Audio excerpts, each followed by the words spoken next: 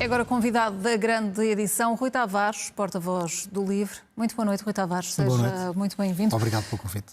Nós é que agradecemos a sua presença. O LIVRE conseguiu fugir a esta tendência, foi o único partido de esquerda a conseguir crescer, subiu de 4 para 6 deputados. O que é que vai fazer com este reforço parlamentar?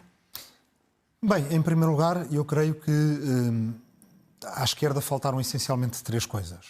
Uma foi ter um discurso que reivindica a liberdade à esquerda. Ou seja, a liberdade, a noção de liberdade, a palavra liberdade e um programa ancorado na liberdade que está na nossa matriz desde o 25 de Abril foi, de certa forma, objeto de uma certa distração à esquerda. E a palavra foi, de certa forma, ocupada e até monopolizada pela direita, seja pela extrema-direita, uma extrema-direita que, na verdade, não preza a liberdade e, quando tem poder, nós sabemos que se tornam uns piores autoritários, ou por uma direita neoliberal, que também se reivindica da liberdade, mas tem uma liberdade que eu às vezes chamo de uma liberdade poucoxinha, que é menos Estado, mais liberdade, menos impostos, mais liberdade. À esquerda, a liberdade deve ser maior, mais enriquecida, e nós ancoramos o nosso programa nessa noção. A noção de que, para as pessoas que estão numa situação mais fragilizada, o Estado Social é um fator de liberdade. Segundo lugar, a esquerda deixou que basicamente o Estado se resumisse a ser ou regulador ou caritativo.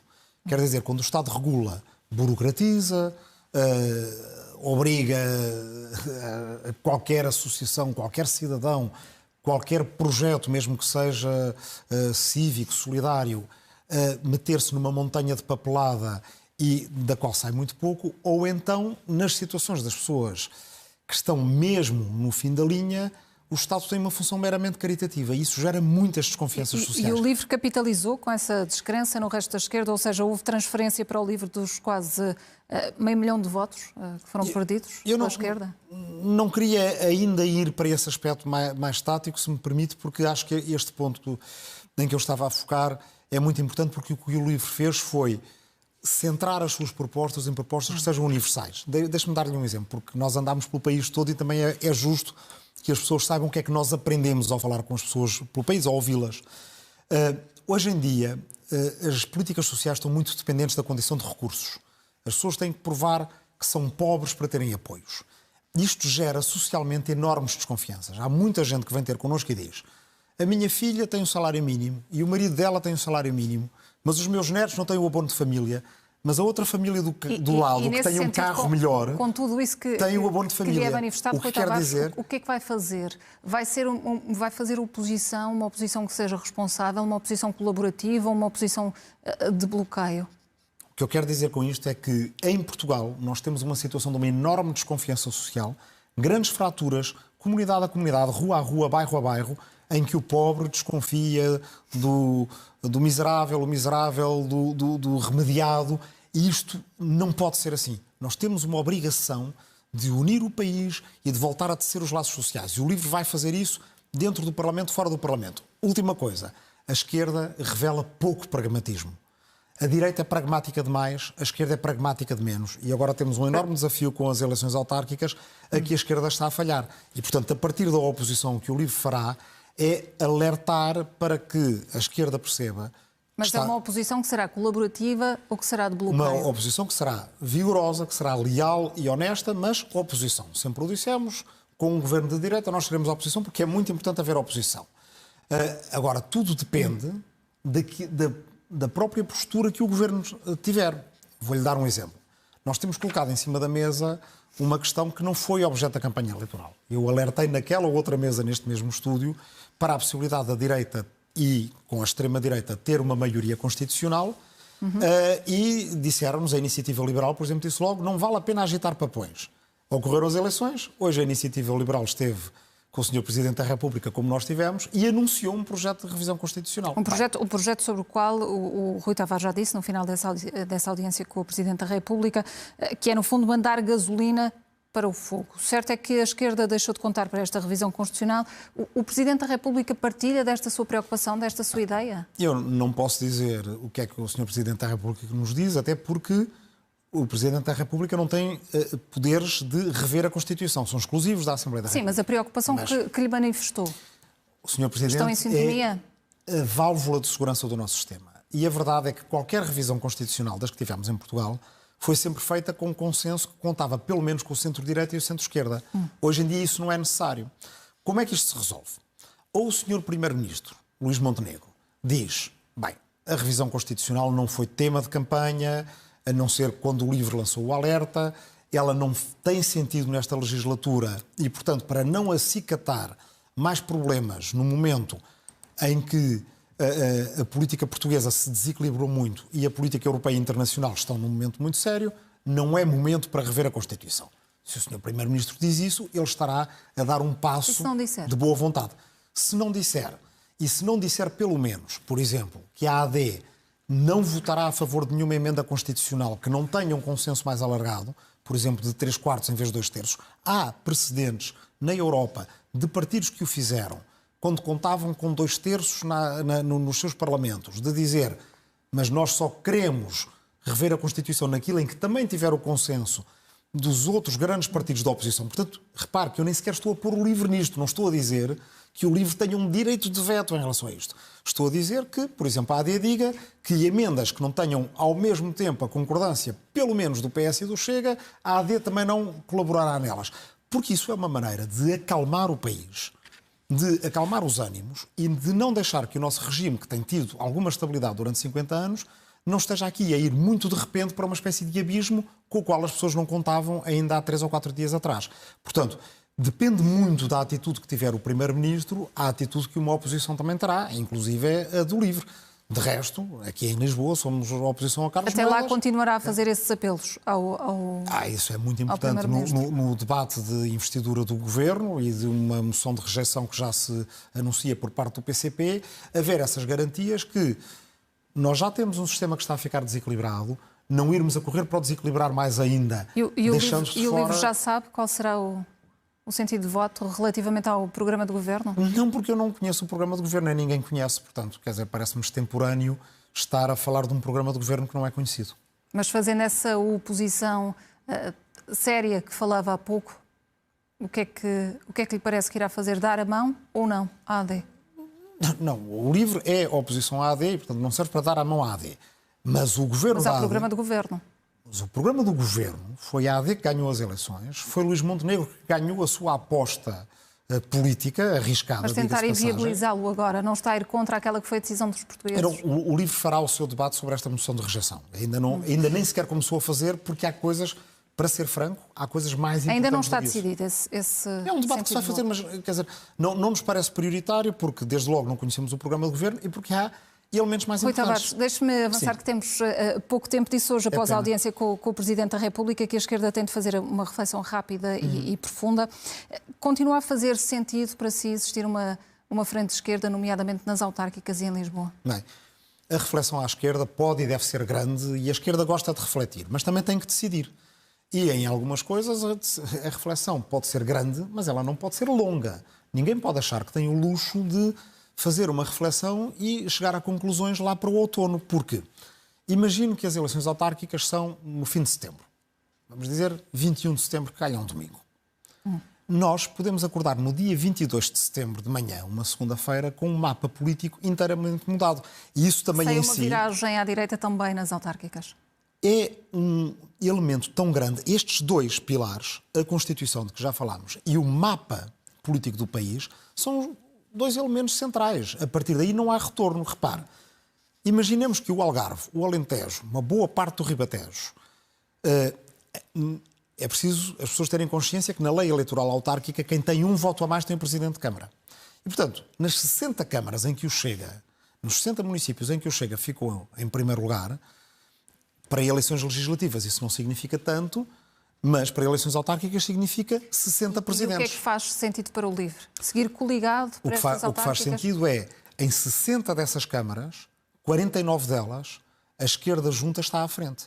E, portanto, não me faz sentido dar 60 câmaras de mão beijada à extrema-direita, quando a gente pode diminuir isso para 11 ou menos. E essa união inclui toda a esquerda ou exclui o Bloco de Esquerda e o PCP e o LIVRE une-se apenas ao PS? O que faz sentido, o que faz sentido é que os progressistas e os democratas, nesses conselhos, saibam qual é que é a alternativa clara que têm para derrotar a extrema-direita. E não faz grande sentido nós estarmos neste momento, o LIVRE pelo menos não o faz, a exercer direitos de veto em relação a ninguém. As coisas já estão complicadas como estão. O PS está a escolher o seu líder e vai demorar tempo. E com um PS mais frágil, fazia sentido para si fazer uma espécie de AD com o PS neste momento? Não, o que eu quero dizer é, repare, a sul do Tejo, a rivalidade histórica é entre PCP e PS. E aí o LIVRE é um partido muito mais recente, não é do tempo dessa rivalidade. O que eu digo é, se continuarem a ter essa rivalidade, o risco que correm, por exemplo, em bastiões do PCP, desses em que o Chega ficou em primeiro, 10 são câmaras do PCP, que passariam não do PCP para o PS, mas do PCP diretamente para o Chega.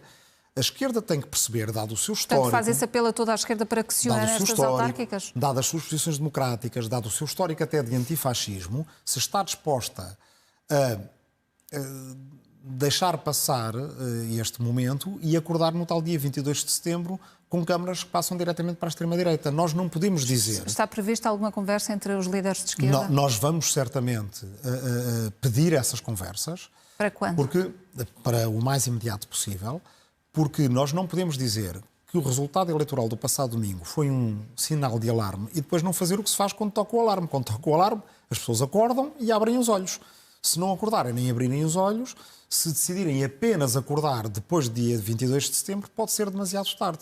E, portanto, tal como lançámos o alerta em relação à Constituição, não nos deram ouvidos e agora vemos que há uma revisão constitucional em cima da mesa, estamos a lançar este alerta com tempo suficiente, mas apesar de tudo um tempo limitado, porque até julho nós temos que perceber que disposição é que há dos outros partidos para responder a este repto. E era importante que a liderança do Partido Socialista já tivesse resolvida nessa altura, ou seja, com quem conversar, não é? Não devo, nem posso, nem me vou meter nisso, são prazos de outro partido, são lideranças de outro partido, cada partido decide não tem uma preferência para conversações no Partido Socialista? Não, de todo. Aliás, é um péssimo hábito à esquerda as pessoas ficarem a tentar determinar como é que gostariam que o outro partido fosse.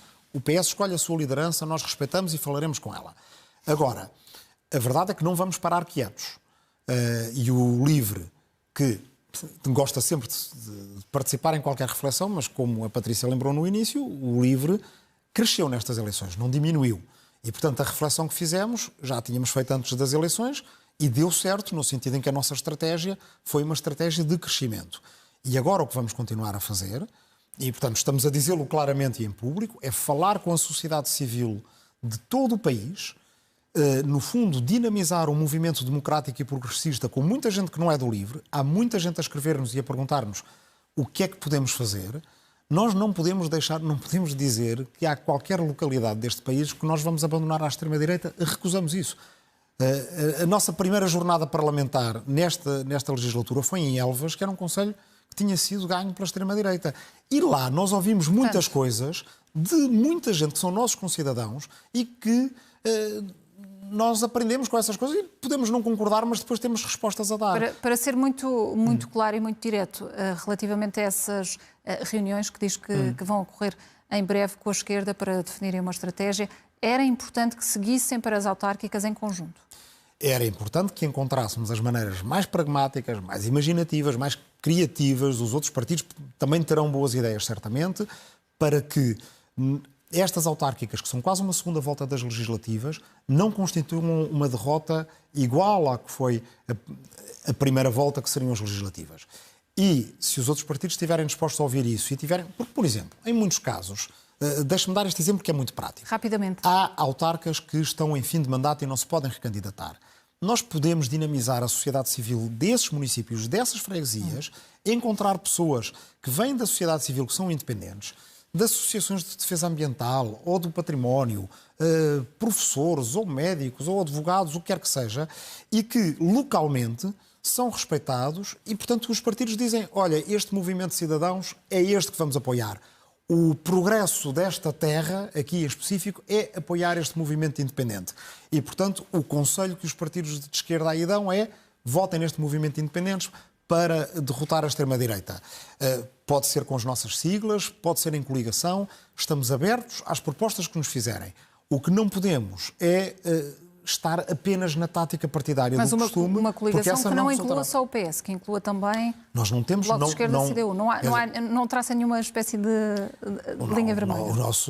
A linha vermelha que traçamos é de defesa da Constituição, de defesa do Estado de Direito, de defesa da democracia.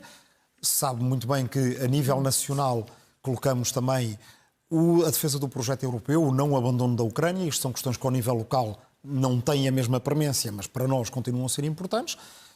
Sentar-nos à mesa para ver também quais é que são as linhas vermelhas dos outros. Mas, atenção, se os partidos não vierem, nós iremos com a sociedade civil desses lugares, que isso fique muito claro, e há muita gente a querer fazê-lo. Rui Tavares, muito rapidamente, relativamente ao caso Spinum Viva, a Comissão Parlamentar de Inquérito deve avançar ou acha que esse assunto fica encerrado nesta legislatura? Houve partidos que a anunciaram. A Comissão Parlamentar de Inquérito, que o LIVRE anunciou, e essa é a nossa prioridade, é uma sobre a prontidão do país em situações de emergência a partir do que aconteceu no apagão. Essa, temos o texto escrito, temos o projeto pronto para enviar e será a nossa primeira. Em relação aos casos, às confusões em que o Primeiro-Ministro andou metido e que não estão ainda esclarecidas, há outros partidos que tomaram a dianteira e disseram que iriam avançar com comissões parlamentares de inquérito. E o LIVRE apoia ou não? Teremos que considerar caso a caso, dependendo do texto que estiver escrito, e se decidirem não avançar, também teremos que considerar nós. A verdade é que parece-me que é incerto, como é que eu hei de dizer isto? Dificilmente não haverá mais notícias acerca destas questões do Primeiro-Ministro, porque elas não estão esclarecidas e, infelizmente, ele baixou a fasquia da ética na governação e também é muito importante perceber, se houver novas notícias, que motivem que nós tomemos uma ação. Mas para o LIVRE, a prioridade é a CPI do apagão e de todas as questões que têm a ver com emergências, que têm a ver com a gestão que foi feita e as fragilidades que o país tem e que, se nos prepararmos bem agora, numa próxima vez, elas estarão resolvidas. Para que não voltem a repetir-se. Rui Tavares, boa noite e obrigado por ter estado connosco. Boa noite.